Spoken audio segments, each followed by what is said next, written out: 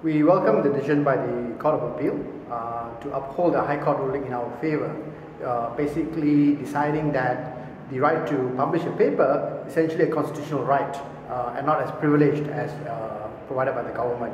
It's a welcome relief. We think that the government will probably appeal the decision, but we hope that the government looks at it from a practical point of view. And in this age where there's so much of new media, why not allow more press freedom? We believe that that's good for democracy. That with a freer press, the country can move forward into a more democratic environment, a more fairer environment.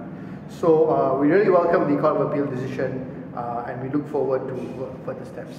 Malaysiakini will be consulting our lawyers with regards to our next steps to see whether we indeed have to reapply or whether there are other steps that can take place. We'll also be watching to see whether the government actually appeals the decision.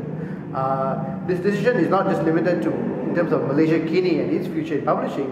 It also allows others to apply for permits and publishing permits and to start publishing a newspaper.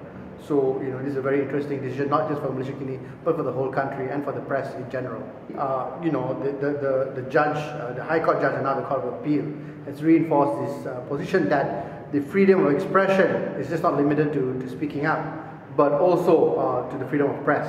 That press freedom is essentially part of freedom of expression. So now this can be applied in Malaysia and in other Commonwealth countries such as Singapore, which in fact still follow the British law. So it's indeed a landmark decision by the Court of Appeal to uphold the High Court decision, and we look forward to a more free press environment in Malaysia and in other countries.